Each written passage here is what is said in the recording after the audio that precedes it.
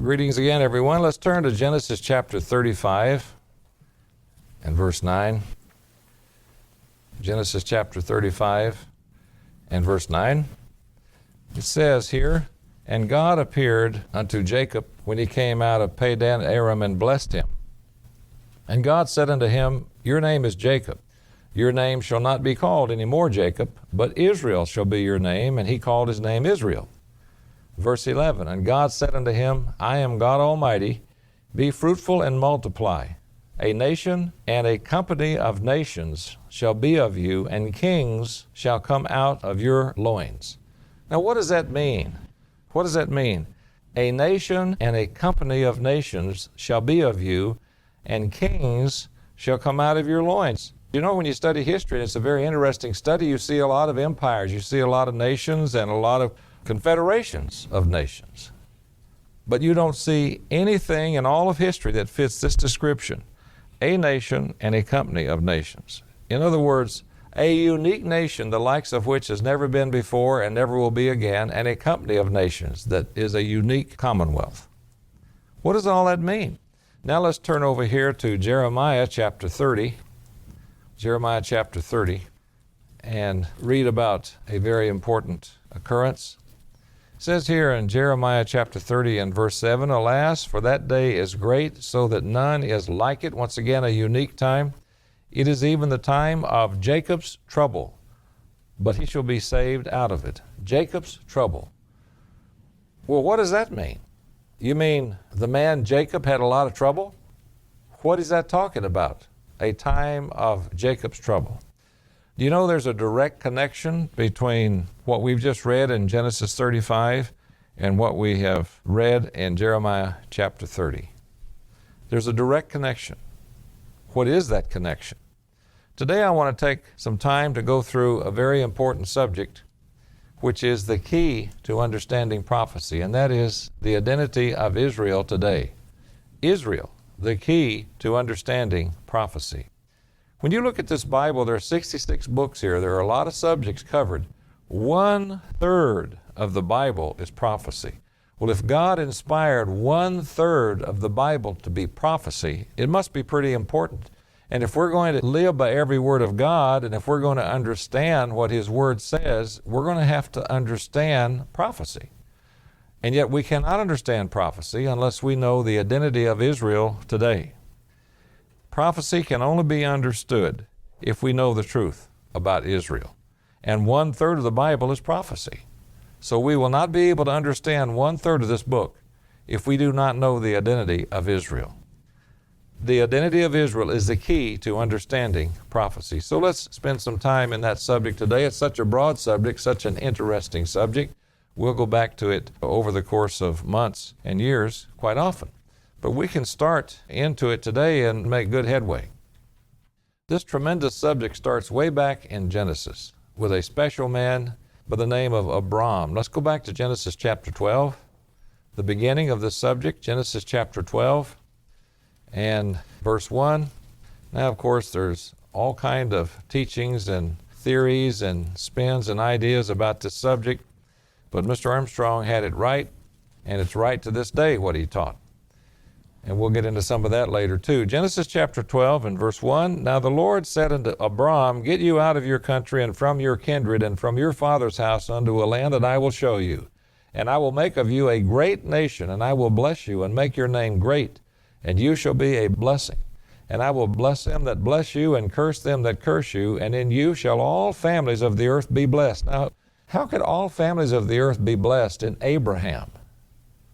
People need to ask these questions. You know, people will read the Bible and just kind of read over verses and not stop and ask, now what does that mean? All nations and all families of the earth shall be blessed in you, Abram? Now look at the heart that this man had. Verse 4, "So Abram departed as the Lord had spoken unto him, and Lot went with him, and Abram was 75 years old when he departed out of Haran."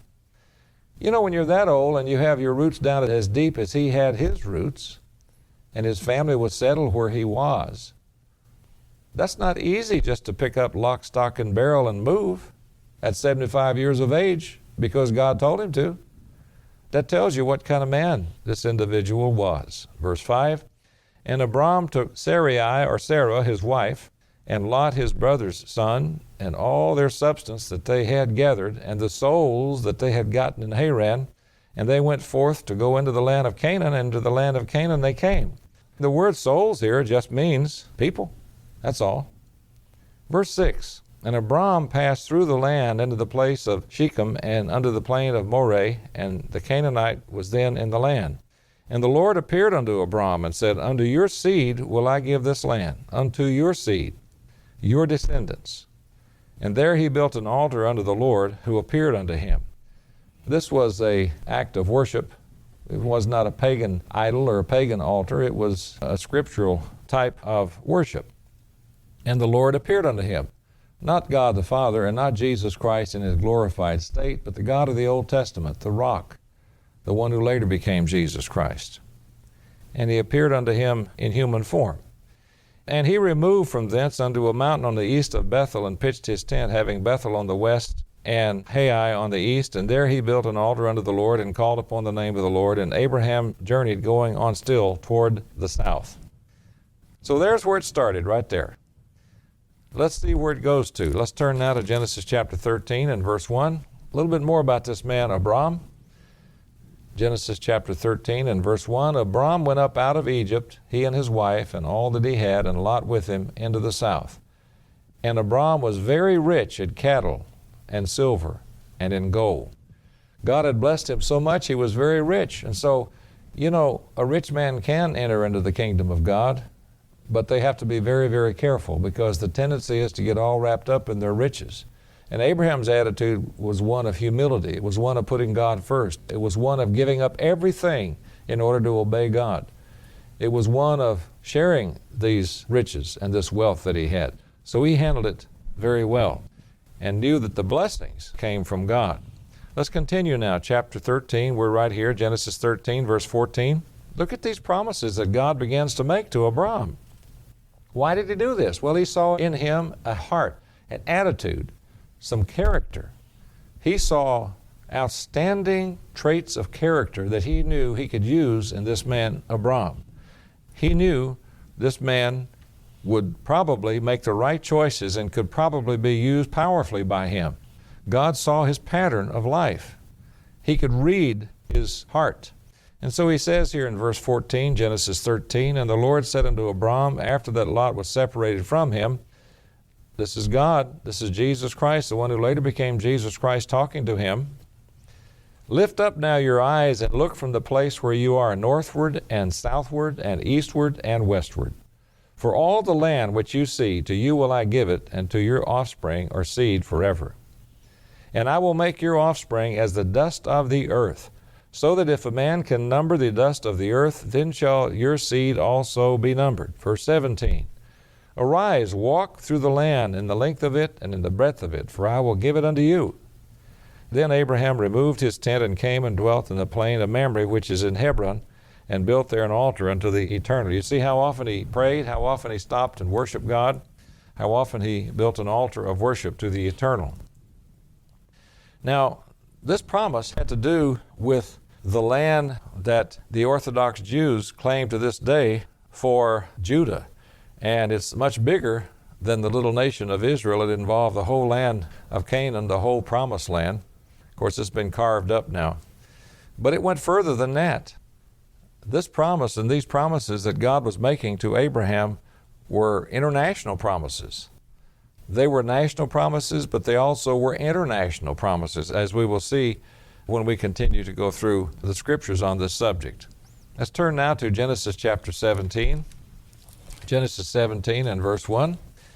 And when Abram was 90 years old and 9, the Lord appeared to Abram and said unto him, I am the Almighty God. Walk before me and be thou perfect. And I will make my covenant between me and you, and will multiply you exceedingly. And Abram fell on his face, and God talked with him, saying, As for me, behold, my covenant is with you, and you shall be a father of many nations. Now see, not just that nation that he was living in, and not just that nation that God said, your offspring will have this land. Many nations, it says. You shall be a father of many nations, multitude of nations. Neither shall your name any more be called Abram, but your name shall be called Abraham, father of a multitude.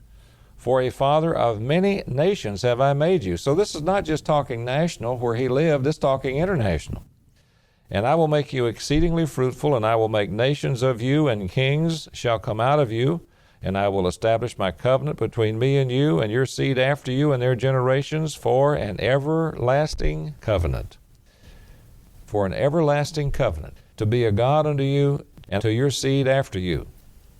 And I will give unto you and to your seed after you the land wherein you are a stranger, all the land of Canaan, for an everlasting possession, and I will be their God. And God said unto Abraham, you shall keep my covenant, therefore you and your seed after you in their generations. And then he went on, and the token of the covenant was circumcision, and the covenant was finalized between God and Abraham now. And it involved the land of Canaan, but it also involved many, many nations. He was to be the father of a multitude of nations. And here is the covenant that sealed that promise. And the blessings that God said he was going to give to Abraham were unconditional blessings. Unconditional blessings.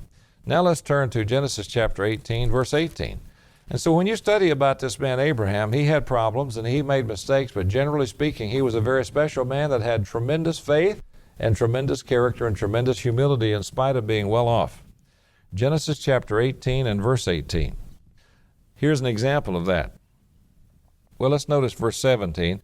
And the Lord said, shall I hide from Abraham that thing which I do, seeing that Abraham shall surely become a great and mighty nation, and all the nations of the earth shall be blessed in him. For I know him. This is why I'm going to do that. For I know him, that he will command his children and his household after him, and they shall keep the way of the Lord to do justice and judgment, that the Lord may bring upon Abraham that which he has spoken of him. I know him. He's got character. He's faithful. He will serve me. He worships me. He yields to me. I can trust him. And so we've entered into a covenant, and he will continue in his part of the covenant, and I will continue in my part of the covenant. Now here's an example of how that character was so deeply entrenched in Abraham. Let's turn over here to Genesis chapter 22 and verse 1. Genesis chapter 22 and verse 1. And it came to pass after these things that God did test Abraham, and said unto him, Abraham, Abraham. And he said, Behold, here am I. And he said, Take now your son, your only son Isaac, whom you love, and get into the land of Moriah, and offer him there for a burnt offering upon one of the mountains which I will tell you of. Now, of course, he had another son by the name of Ishmael with a handmaid, Hagar. This was all a mistake. Abraham did make mistakes. He had to repent. But when it says here, your son, your only son, whom you love, it's talking about his only son legitimately born to him from his wife, Sarah, and he loved that son. He also loved Ishmael, and Ishmael got blessings as well. Sometime we'll talk about what a costly mistake that was on the part of Sarah and Abraham to try to take matters in their own hands so they could have a child. To this very day, when you hear about all of these conflicts taking place in the Middle East, you can trace a lot of that back to the roots of what we're reading about right here regarding Ishmael and the way Ishmael was handled and the way that whole situation developed in the life of Abraham. You can also trace the racial upset and racial hard feelings that continue to this day, even involving religions in the Middle East and elsewhere. But that's for another time. So he told him. Now, this wasn't something Abraham came up with. This wasn't something that he saw in the cards. It wasn't something that he saw written in the sky. God himself told him, you take your son, who you love, Isaac, and you offer him for a burnt offering where I tell you to. What did Abraham do? Did he say, well, I'm not going to do that. That's unreasonable. The God of love would never ask that of me. Here's the kind of man he was. He was so yielded to God, so close to God, so full of faith. He knew God would work this out. And so what did he do? Verse 3, Abraham rose up early in the morning and took his son and headed toward the place that God told him to go to do this. You can read the whole story. You can see that God intervened, and when he saw Abraham would carry out whatever he told him to do, he spared Isaac, he spared Abraham the grief, etc. But notice now God really knew Abraham. Now he really understood the character that Abraham had. And so look what he said here in Genesis chapter 22 and verse 15. And the angel of the Lord called unto Abraham out of heaven the second time, verse 16 of Genesis 22, and said, By myself have I sworn, says the Eternal, for because you have done this thing, and you have not withheld your son, your only son, that in blessing I will bless you, and in multiplying I will multiply your seed as the stars of heaven, and as the sand which is upon the seashore, and your seed shall possess the gate of his enemies. Verse 18, and in your seed shall all the nations of the earth be blessed, because you have obeyed my voice. So these blessings that he is promising for Abraham, they're not just in a moment of impulse thrown out in a capricious way. God was very careful about this whole process in entering into this covenant with this man Abraham, and in concluding this covenant with all of these promises, which were unconditional, which were national, and which were international. And by the way, I want you to notice something here in verse 17 and take note of it. Your seed shall possess the gate of his enemies. You know, gates into a city are choke points. In order to get into a city and conquer it, you've got to have gates, and you've got to control who comes in and out of those gates. But gates also apply in other situations. If you're living in a particular valley and your enemy lives on the other side of the mountains in another valley, and they've got to come through a particular pass, and you control that pass, you're not going to be conquered by your enemy. And so that's a gate, that's an entrance from the valley where your enemy lives through the pass into the valley where you live. And if you control that pass, you control the gates of your enemies. So when you keep that in mind and you start looking at what we're going to look at a little bit later, one of the big blessings God gave Abraham and his seed were the choke points and were the gates by which the enemies of the descendants of Abraham could not get through in order to go on into and cause great harm to the nations that ended up being the descendants of Abraham. Now let's continue. Let's go over here to Genesis chapter 24. It's a fascinating story, so we'll keep moving along. Genesis 24, and let's notice verse 36.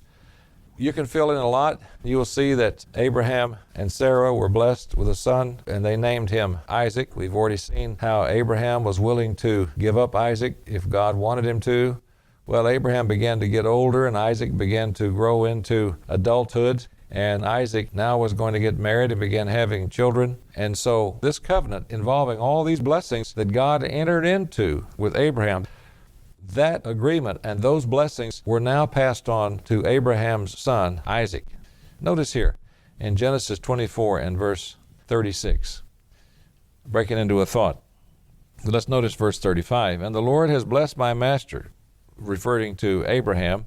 This is Abraham's servant talking here. And verse 34, he said, I am Abraham's servant. Verse 35, and the Lord has blessed my master greatly. He has become great, and he has given him flocks and herds and silver and gold and men servants and maid servants and camels and donkeys. And verse 36, and Sarah, my master's wife, bare a son to my master when she was old, and unto him, that son, has he given all that he has. Everything was given to Isaac. Now, we know that Isaac married Rebekah. Look what it says about Rebekah over here in verse 60. Genesis chapter 24 and verse 60. The servant was sent to make contact with this family and to find the wife that God has provided for Isaac, and her name was Rebekah, and to bring her back. And notice what is said here about Rebekah. Verse 60, Genesis 24, and they blessed Rebekah and said unto her, You are our sister. Be thou the mother of thousands of millions, and let your seed possess the gate of those which hate them. I don't know if you have a real good calculator or not, but you can start multiplying thousands of millions and you'll get into the billions of people that sprung from this family of Abraham. And all of the promises and blessings that God gave Abraham and the family that followed after him, all of those were now passed on to his son Isaac and Rebekah. Passed on to them, everything. That's what it says here in Genesis 25 and verse 5. Notice, Genesis 25 and verse 5. And Abraham gave all that he had unto Isaac. So now the promises God gave to Abraham and the blessings now get passed to Isaac. that covenant and those promises. What happens now? Let's notice Genesis chapter 27 and verse 26. Genesis chapter 27 and verse 26. We come to Esau and Jacob. Another interesting story which we can get into sometime. But for now, we'll move on and keep our focus on this subject, Israel, and how the identity of Israel opens up our understanding of prophecy. Where is Israel today, though? Genesis chapter 27 and verse 26. And his father Isaac said unto him, Come near now and kiss me, my son, speaking to Jacob. And he came near and kissed him, and he smelled the smell of his raiment, and blessed him, and said, See, the smell of my son is as the smell of a field which the Lord has blessed. Verse 28. Therefore God give you of the dew of heaven and the fatness of the earth, and plenty of corn and wine. Verse 29. Let people serve you, and nations bow down to you. Be Lord over your brethren. Let your mother's sons bow down to you. Cursed be every one that curses you, and blessed be he that blesses you. Isaac passed on the blessings from Abraham through him. He passed them on now to Jacob. Let's turn to Genesis chapter 28 and verse 3. Genesis chapter 28 and verse 3. And Isaac called Jacob and blessed him and charged him and said unto him, You shall not take a wife of the daughters of Canaan. Arise, go to Padan-aram to the house of Bethuel your mother's father, and take you a wife from thence of the daughters of Laban your mother's brother. And God Almighty bless you, and make you fruitful, and multiply you, that you may be a multitude of people, and give you the blessing of Abraham to you and to your offspring with you, that you may inherit the land wherein you are a stranger, which God gave unto Abraham. Can we see the thread here, brethren? So God told Abraham, I will bless you so much that you are not going to be able to receive it all. And then when Abraham approached death, then God transferred that covenant and those blessings to his son Isaac. And then when Isaac approached death, God transferred that covenant and those blessings to his son Jacob.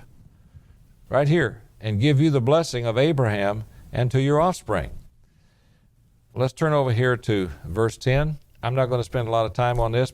The pillar stone, which ties right in with what we're talking about here.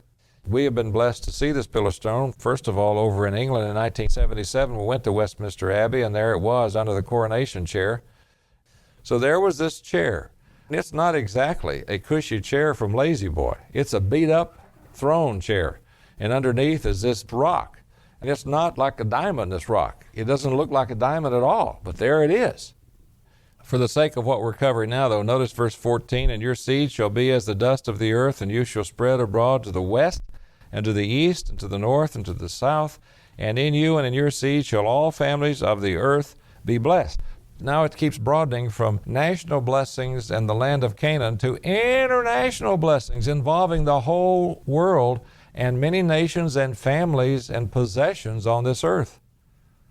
These blessings that God promised to Abraham and his offspring, which were passed on to Isaac and now passed on to Jacob.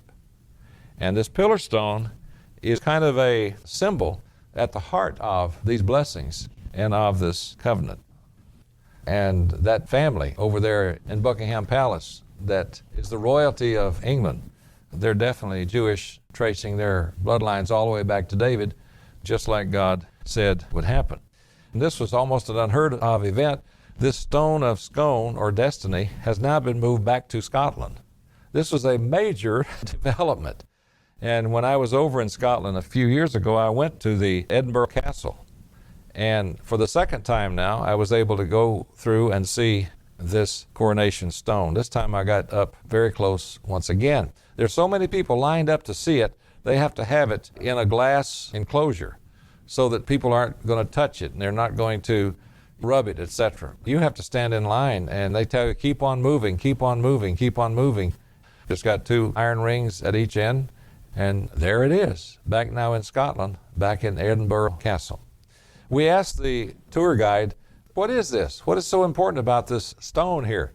And she said, well, some people say that it's Jacob's pillar stone, and some people say that it is a very important part of the history of the British people, and so we have it here.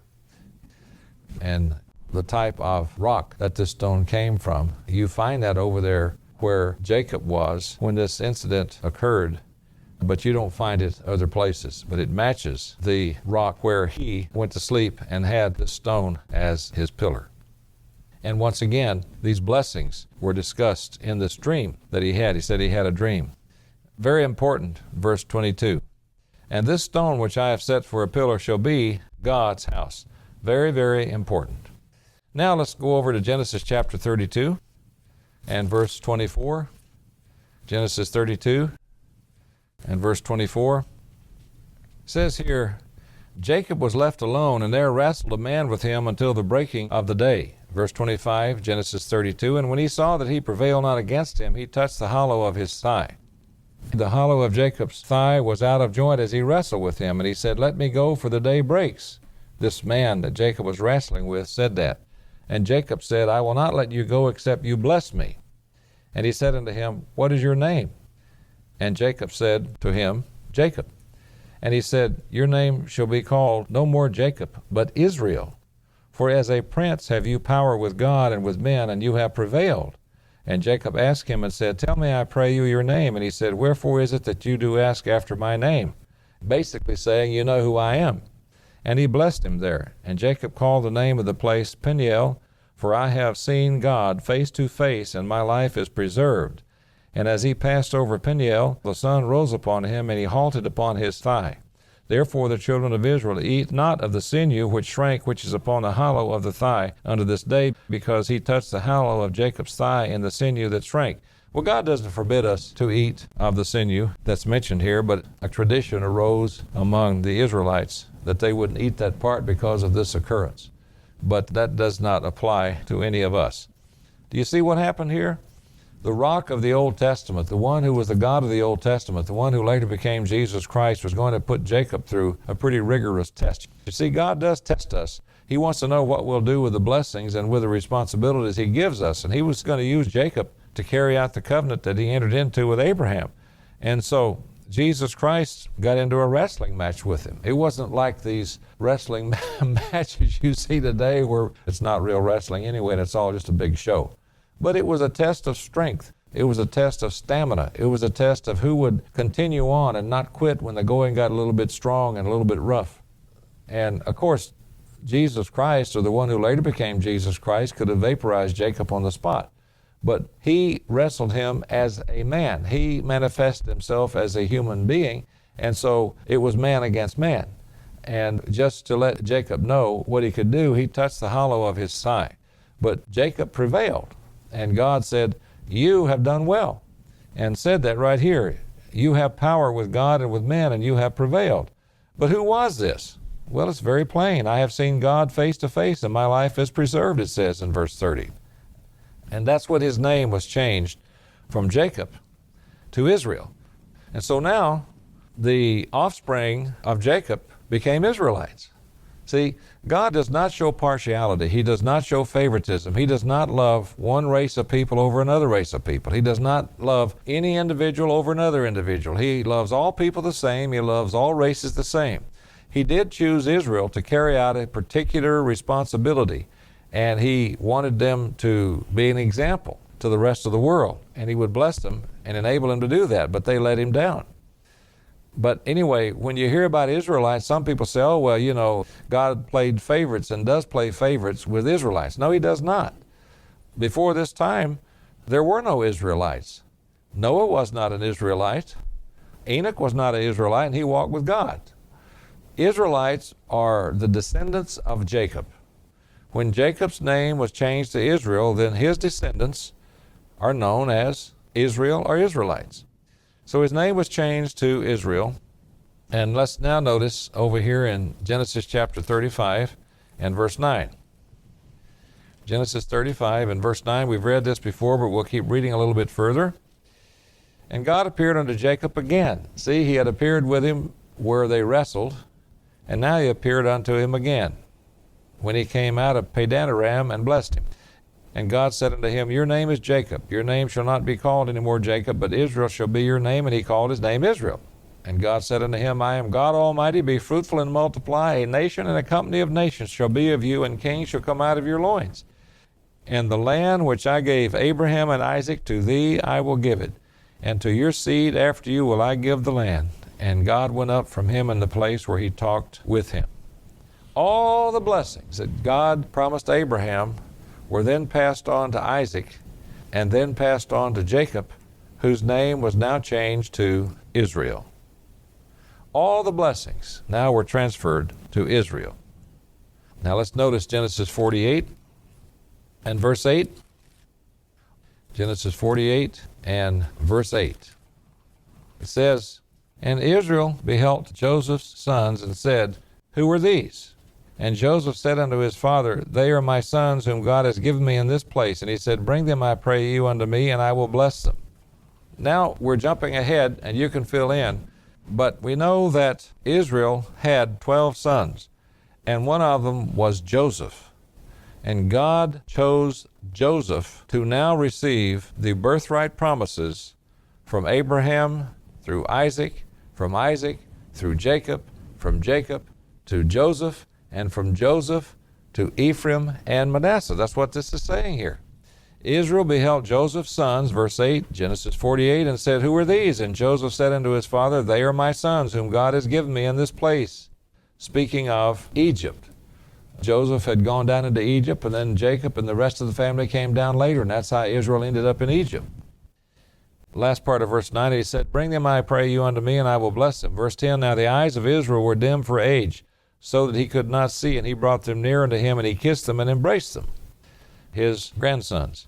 And Israel said unto Joseph, I had not thought to see your face, and lo, God has showed me also your seed, your offspring. And Joseph brought them out from between his knees, or beside his knees, and he bowed himself with his face to the earth. And Joseph took them both, Ephraim in his right hand toward Israel's left hand, and Manasseh in his left hand toward Israel's right hand, and brought them near unto him.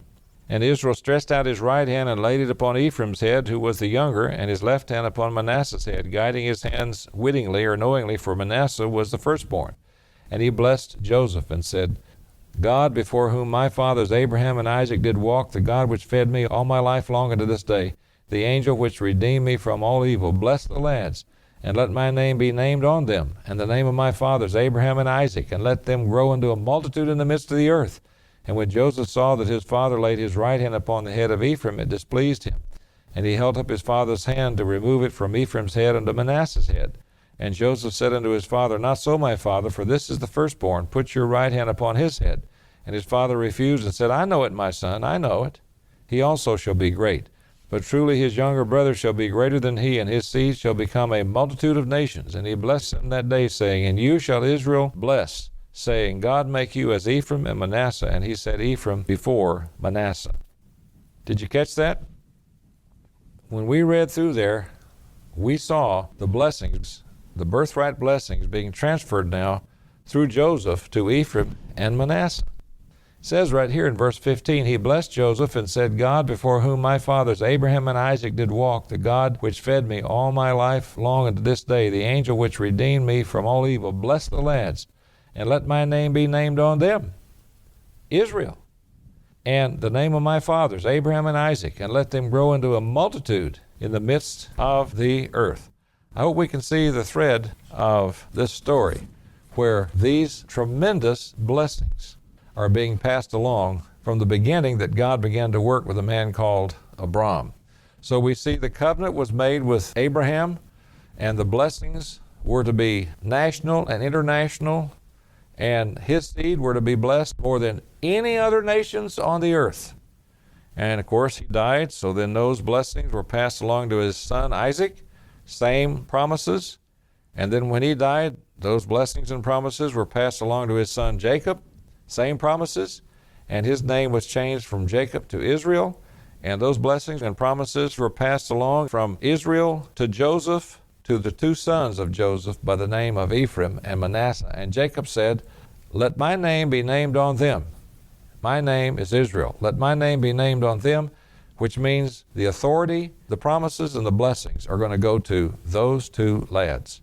What an incredible, incredible story. Ephraim and Manasseh were the names of those two lads. Now we come to this part of the story. Where are they today? Where is that great nation and that company of nations that we have read about as we go through this subject this afternoon. Well, let's come right over here now. We're right here. Genesis chapter 49 and verse 1.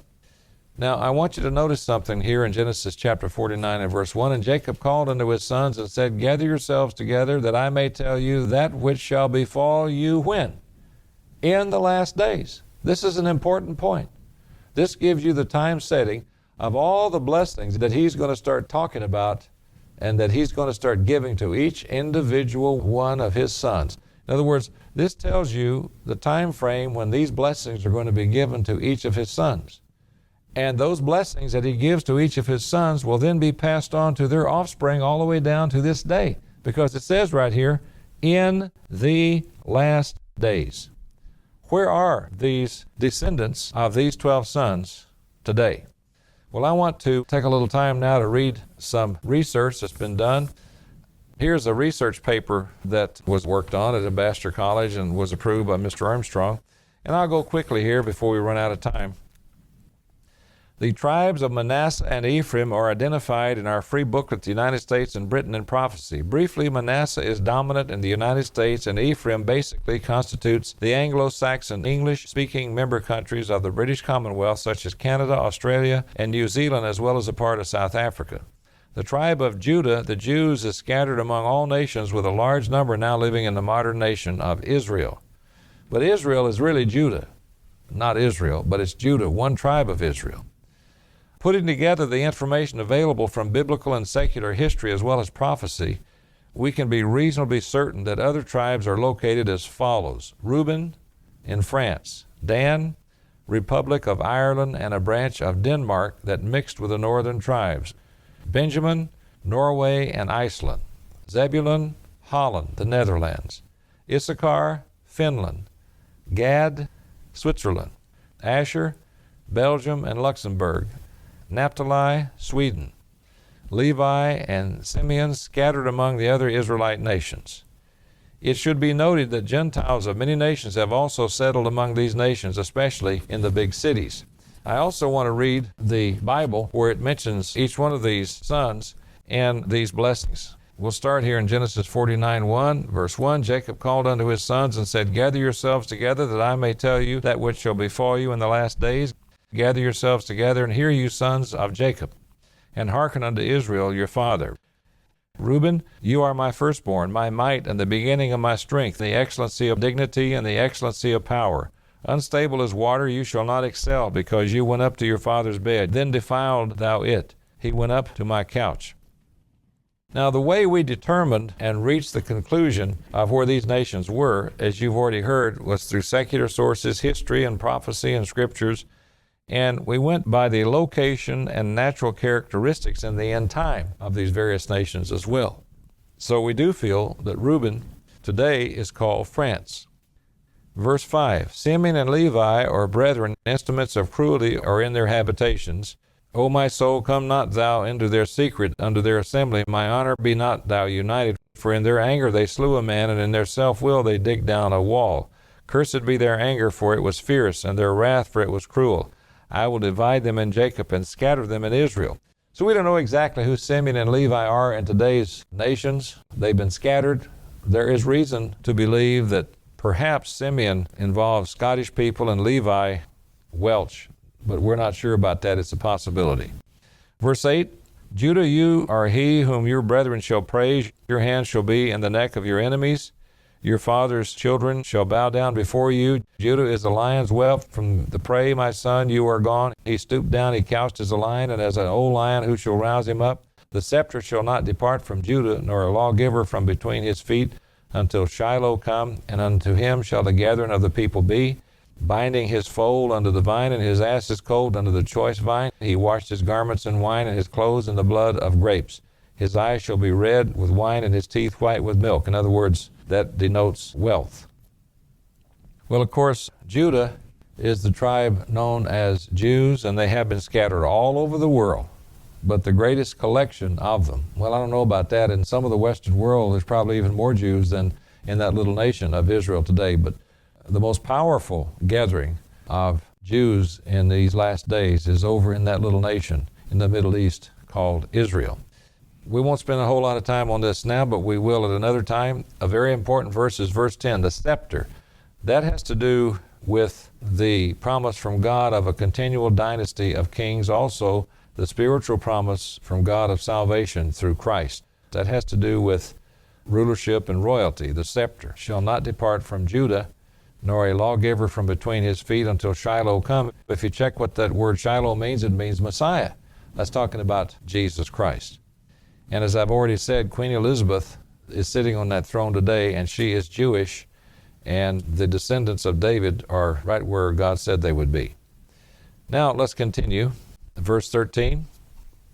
Zebulun shall dwell at the haven of the sea, and he shall be for a haven of ships, and his border shall be unto Zidon. We believe this is Holland, and one of the greatest ports in the world is Rotterdam. Issachar is a strong ass couching between two burdens, and he saw that rest was good in the land, that it was pleasant, and bowed his shoulder to bear, and became a servant unto tribute. This is probably the country today known as Finland.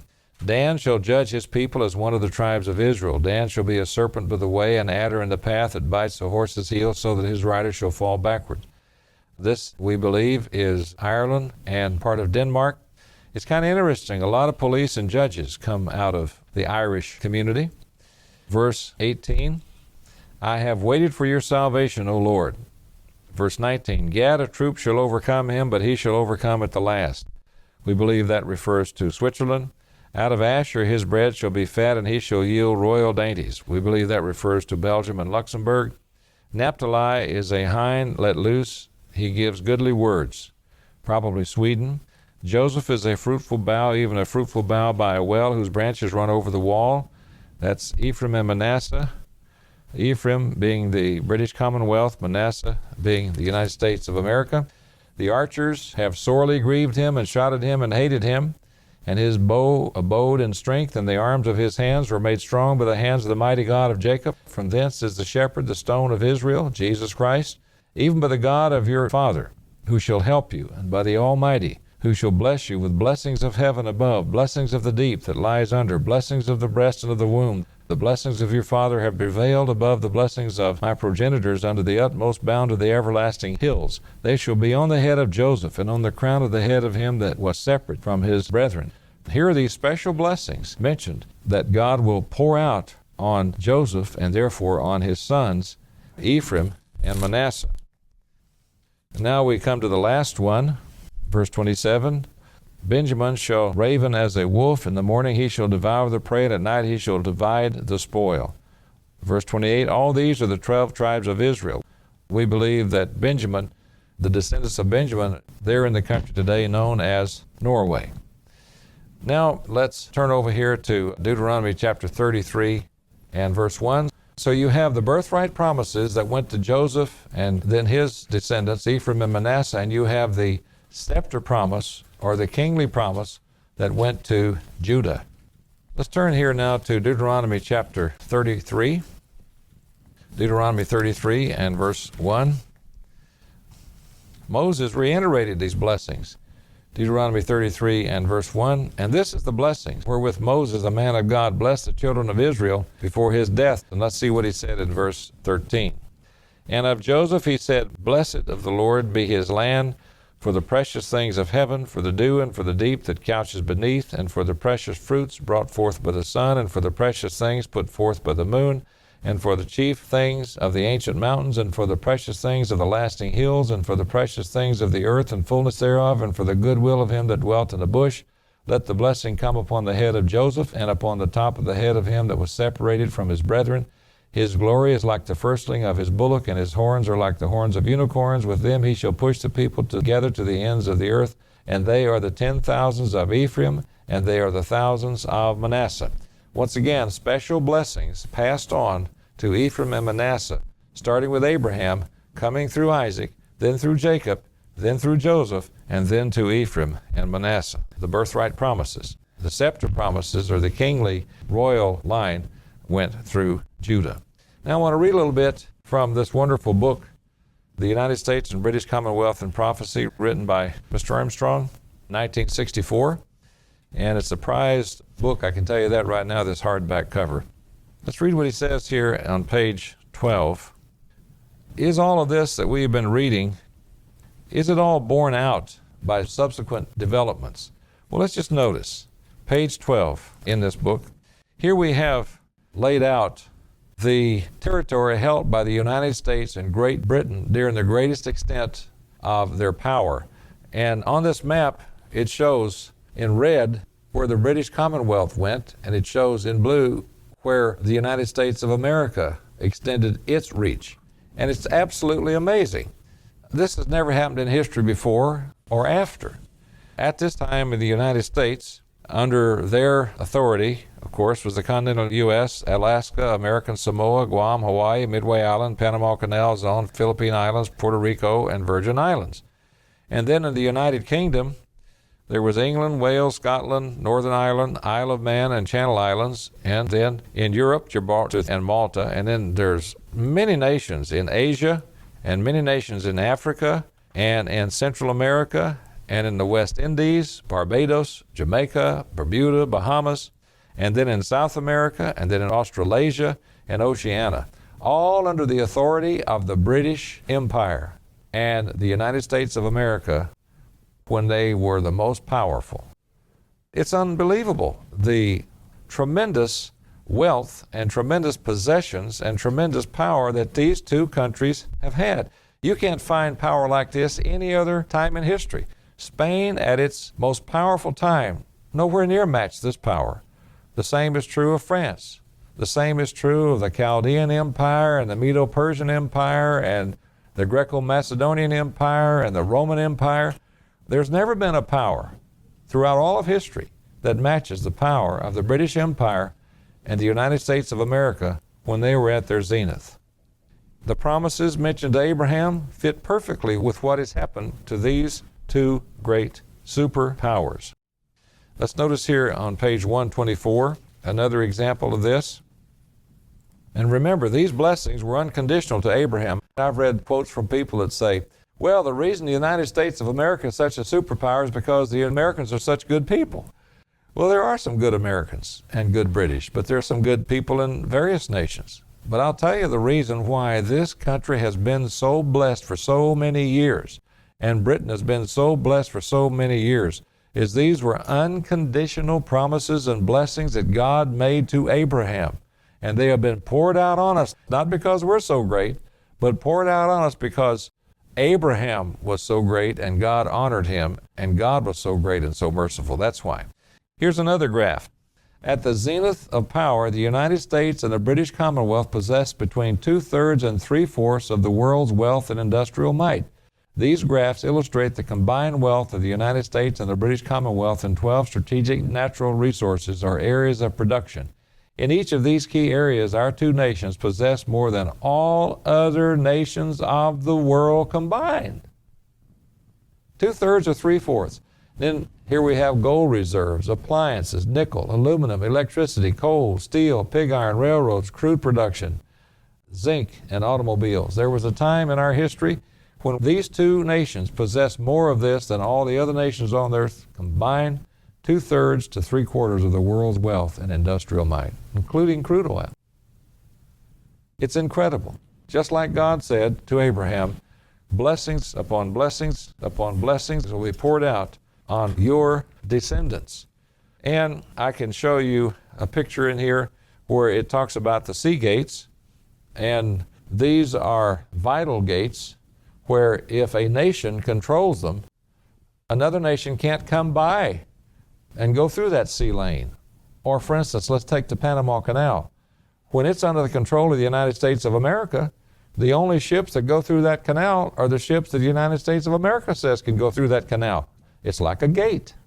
Well, there was a time when we were at the apex of our power where between the United States of America and the British Empire, we controlled all of the vital sea gates around the world and all of the vital sea lanes so that we could choke off and stop enemies who wanted to attack and do us in at those gates. Therefore, we had total security for a period of time there until God began to take away these blessings, which are beginning to be taken away today. So let's see. You've heard of the lost 10 tribes? You know, you won't find that anywhere in the Bible. It doesn't say the lost 10 tribes. Now, Mr. Armstrong had to dig out all of this information once again because it had been lost even to God's church for a time. But it was not lost to the apostles. And it was not lost to the people that the apostles trained and taught. And it gradually got lost as the 7 eras of the church developed, although some of those eras knew some of this truth. But when Mr. Armstrong came on the scene of the beginning of the Philadelphia era, this truth about the United States and British Commonwealth in prophecy being Ephraim and Manasseh, they weren't even teaching that. They didn't even know that. And when he brought this to their attention, they said, you know what, you're right, but if we taught this, the people would not stand for it, so we can't teach it. And that's when Mr. Armstrong realized this era of the church is dying. I got to keep going forward and teach what God has given me to do.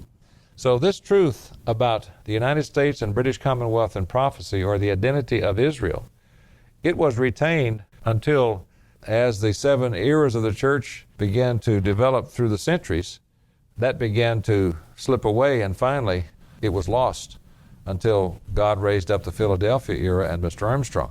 But it certainly was not lost in the time of Jesus Christ, and it certainly was not lost in the time of the apostles. Look what James says here in James chapter 1, verse 1. James, a servant of God and of the Lord Jesus Christ, to the 12 tribes which are scattered abroad. To the 12 tribes which are scattered abroad. James knew it. Look what Paul said over here in Acts chapter 26 when he made his defense before King Agrippa. Acts chapter 26 and verse 4, talking to Agrippa, and he said, my manner of life from my youth, which was at first among my own nation at Jerusalem, know all the Jews, which knew me from the beginning, if they would testify that after the most strictest sect of our religion I lived a Pharisee. And now I stand and am judged for the hope of the promise made of God unto our fathers, verse 7, unto which promise our 12 tribes, instantly serving God day and night, hope to come, for which hope's sake, King Agrippa, I am accused of the Jews. So Paul knew about the 12 tribes. Matthew chapter 10. Jesus Christ talked about Israel. Matthew chapter 10 and verse 5.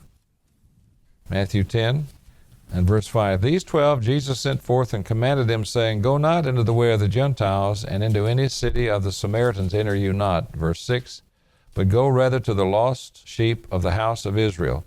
And as you go, preach, saying, the kingdom of heaven is at hand. Well, they had to know where they were in order to go to them, didn't they? They had to know where they were to go to the house of Israel. And the house of Israel means the 12 tribes. Go there and do what? Preach the gospel of the kingdom of God. Now, they did finally vanish from sight in terms of their identity, but they are not lost anymore. They've been found and they have been identified.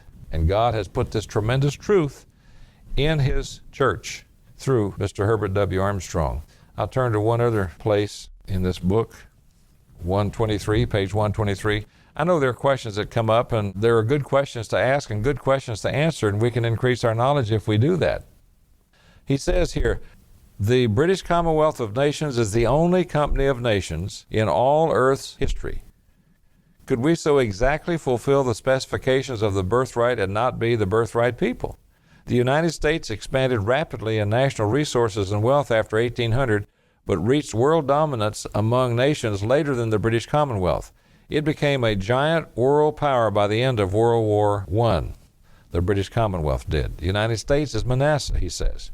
From the prophetic blessings passed on by the dying Jacob, it is apparent that Ephraim and Manasseh were in a large measure to inherit the birthright jointly, to remain together for a long time, finally separating. Isn't it interesting, brethren, how close England and the United States have been through the years? Yes, we had the war and we had to get the revolution settled so that we became an independent country and separate.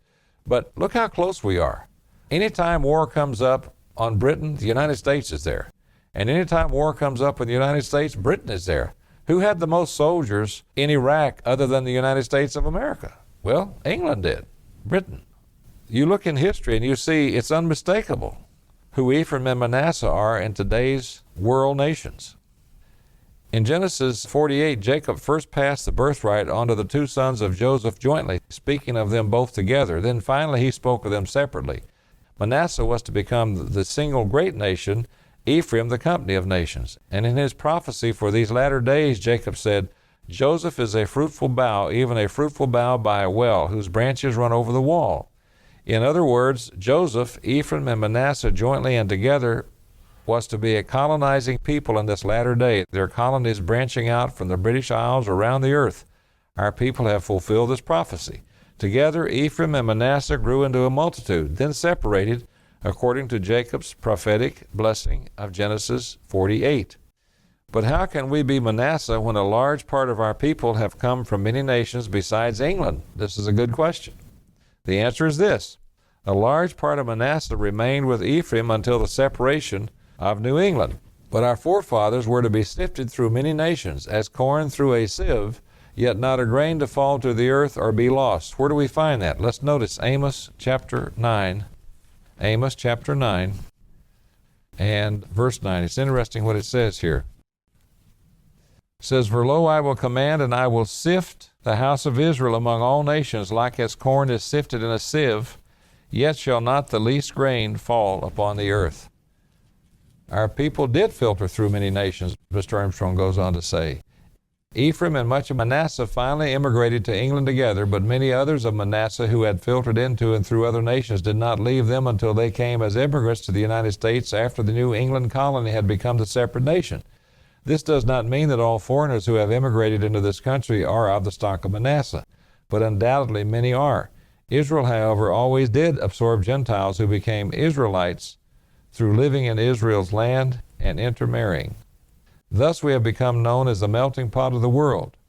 Instead of refuting our Manasseh ancestry, this fact actually confirms it. The proof that we are Manasseh is overwhelming. Manasseh was to separate from Ephraim and become the greatest, wealthiest single nation of earth's history. We alone had fulfilled this prophecy. Manasseh was, in fact, the 13th tribe.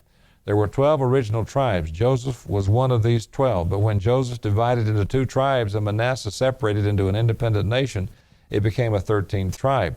Could it be a mere coincidence that it started as a nation with 13 colonies? But what about the other tribes of the so-called lost 10 tribes? And then we've gone through that. Now let's turn back to Jeremiah chapter 30. Jeremiah chapter 30 and verse 7. Jeremiah 30 and verse 7. Remember, we started out here, and I want to read what Mr. Armstrong says about this, and then we'll read it right from the Bible, page 196 of this little book. Our great tribulation. Notice Jeremiah's prophecy. For thus says the Eternal, we have heard a voice of trembling, of fear, and not of peace. Ask you now and see whether a man does travail with child. Whereunto do I see every man with his hands on his loins as a woman in travail?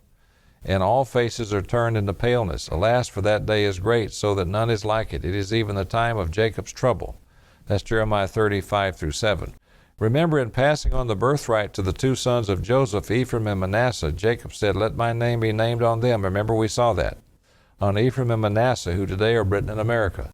This tells on whom this most terrible of national calamities is to fall, on Britain and America. Now, this national calamity will fall on all of the descendants of Jacob.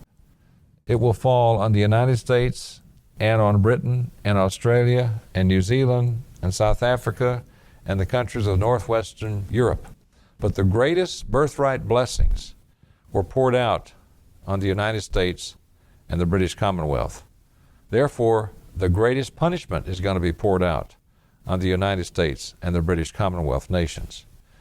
More is expected of them, and they let down their responsibilities before God.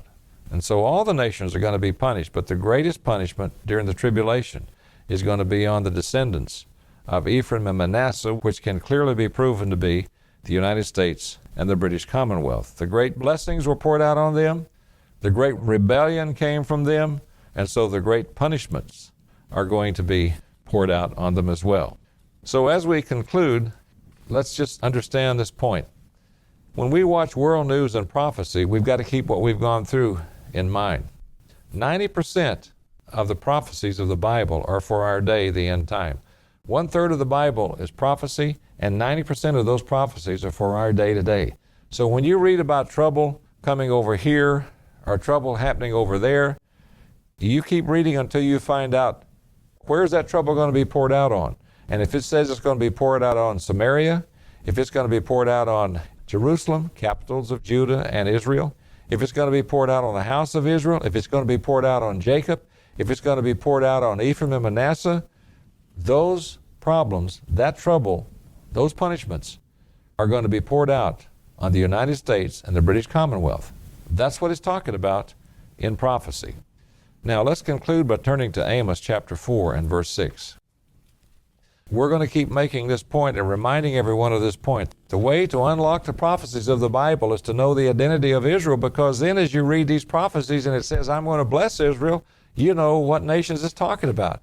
And if it says, I'm going to punish Israel, and it says a great tribulation will be brought upon the house of Jacob, you know what nations it's talking about. And therefore prophecies begin to fall in place. Notice here, Amos chapter 4 and verse 6, in conclusion, who's he talking about? Well, the last part of verse 5, O you children of Israel, says the Lord. So who's he talking about? After we've gone through all this information today, he's talking about the descendants of Jacob, primarily Ephraim and Manasseh, the United States and the British Commonwealth, and some of the other northwestern countries, but mainly the United States and the British Commonwealth. O you children of Israel, says the Lord. Now let's see what he says. Verse 6, Amos 4. I also have given you cleanness of teeth in all your cities and want of bread in all your places, yet have you not returned unto me, says the Eternal. Cleanness of teeth means not enough to eat, and yet you didn't listen, you didn't change, you didn't return to me. And also I have withholden the rain from you when there were yet 3 months to the harvest, and I caused it to rain upon one city, and caused it not to rain upon another city. One piece was rained upon, the piece whereunto it rained not withered. So 2 or 3 cities wandered into one city to drink water, but they were not satisfied. Yet have you not returned unto me, says the Eternal. They've been having a tremendous drought over in Alabama and Georgia and North Carolina, and in particular around Atlanta. They're now getting some rain. The governor of Georgia even had a meeting where they all prayed and asked God to bless them with rain. Now, I want to ask you something, brethren. The tougher it got over there, the more they started talking about God. Now that they're getting some rain, you think they're still talking about God? Let's say their reservoirs become totally full. You think they'll still be filling up the churches and talking about God? No, they're not going to return to God. I got a letter from out in Southern California where they had one of the worst droughts for a long time, and where those horrible fires took place. He wrote and said, we now have had 6.5 inches of rain, and now we're getting mudslides, but we're thankful for the rain. And I noticed that California is getting a lot of snow in the mountains and the snowpack that will melt and run down into the rivers and into the reservoirs, and the rain that's being poured out there now. I don't know, but if it keeps on, their drought will be broken. Can you imagine the entire Los Angeles basin repenting and returning to God over the drought? And can you imagine them repenting and turning to God with great thankfulness when they start getting water? No matter what God does, mankind will not return unto him, and the Israelites will not return unto him. Therefore, they are going to receive the brunt of the punishments that are going to come in the future. The Bible makes that clear. Notice here now in verse 9, I have smitten you with blasting and mildew, when your gardens and your vineyards and your fig trees and your olive trees increased, and the palmer worm devoured them, yet have you not returned unto me, says the Eternal. Get more sprays, get more pesticides, get more herbicides. How about leaving all of that alone and return to God? That'd take care of the problem. These pests and these blights on our food supply. Not going to happen. I have sent among you the pestilence after the manner of Egypt. Your young men have I slain with the sword, warfare, and have taken away your horses. I have made the stink of your camps to come up under your nostrils. That wasn't enough, yet have you not returned unto me, says the Eternal. Verse 11. I have overthrown some of you as God overthrew Sodom and Gomorrah, and you were as a firebrand plucked out of the burning. Yet have you not returned unto me, says the Lord. No matter what I do to get your attention, but no matter what I do to bring you back to me, so you will obey me and be blessed, it makes no difference. You shake it off and keep going your own way. So here's what I tell you. Verse 12. Therefore, thus will I do unto you, O Israel, and because I will do this unto you, prepare to meet your God, O Israel. That's very powerful. When God says, prepare to meet your God, O Israel, that's a powerful edict that he pronounces on the descendants of Jacob, Israel, the United States and the British Commonwealth. So as we go through the coming months and years, and as we see more and more trouble develop on the horizon, and as we see more and more enemies rise up who threaten the United States and Britain, and more nations get the nuclear weapons that they're seeking, and we become encircled, and we continue to rot from within, and the prophecies laid out very clearly in Matthew and Daniel and Revelation begin to come to pass more and more. If we understand the identity of Israel, then we will understand the meaning of those prophecies, and we can be prepared as we watch and pray. We can be prepared as God tells us to do.